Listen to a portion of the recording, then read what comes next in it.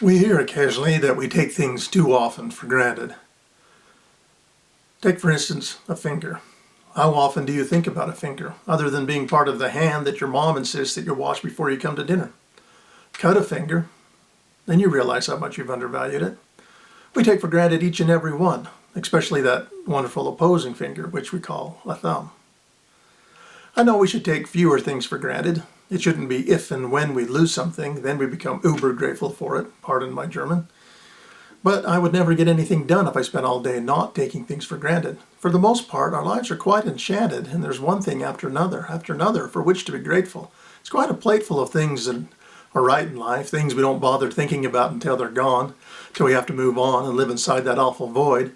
Then we either become annoyed or say, I should have been more grateful. I should have taken more time and enjoyed. When I was younger, I never spent much time thinking about my toes. But now, because at times I am bereft about my right big toe, because it's sore a lot, I'm often very grateful for my left. I never spent time contemplating knees, but there's some advice that I heard years back, which now I have cause to dwell upon. Be kind to your knees, because you'll miss them when they're gone. Of course, it's not just your body and its parts for which we need to be grateful, thankful, and mindful, and to which we need to be kind. Most of those body parts you can give no never mind, and they'll keep functioning day in and day out without any praise or kindness. But people care more than your hair.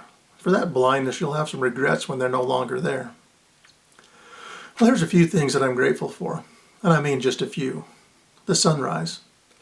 Not just that the sun came up today, though I am grateful for that too, but that it sends its golden rays, and the earth of which I am fond gets lighted in ways that seem unreal at noon. And while we're on mornings, so you might find this a little bit odd, I'm grateful that I have aches and pains when I rise out of bed. Because if you're over 40 and you wake with no aches, it means you woke up dead. I'm also glad they fade as morning lengthens into day, and that I have a comfortable place to hit the hay. And that surprisingly too, that it also gets dark, so I can see the stars, and I don't feel like there's any neglect and wonder what I was missing while I slept. I'm glad that I'm not vision impaired or hearing impaired, and that my house is snow load engineered.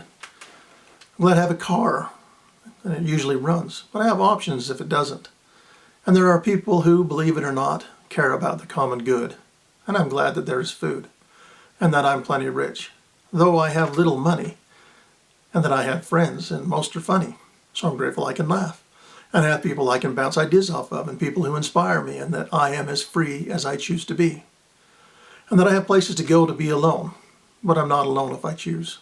My head swims to think how much I have to lose. I take for granted usually the freedom I possess to complain and chide and berate and deride, which I do, way more than I should, I confess. But what a blessing to have a choice to offer voice, or to keep silent if I decide. I would have pages and pages to write of my kids, of their traits I admire, and I'm glad that they have. And I love that they love their dad. At least at times I think they do.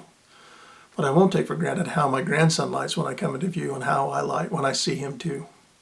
And while amid the daily strife, I don't take for granted, though I don't think she knows, because I don't tell her even approximating enough, my wife, who to me is more than life itself.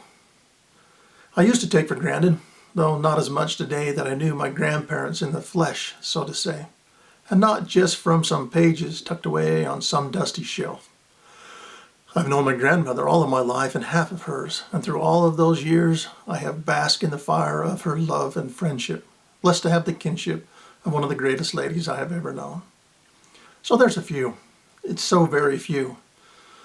But as I write a list, the unwritten list gets longer too. You know, I have mechanical things too that work day in and day out. We have crops nowadays that are more resistant to drought. We have language and a myriad of ways to keep in touch. And when it becomes too much, most things have off buttons. We have information galore at the tips of our fingers, to come full circle to fingers.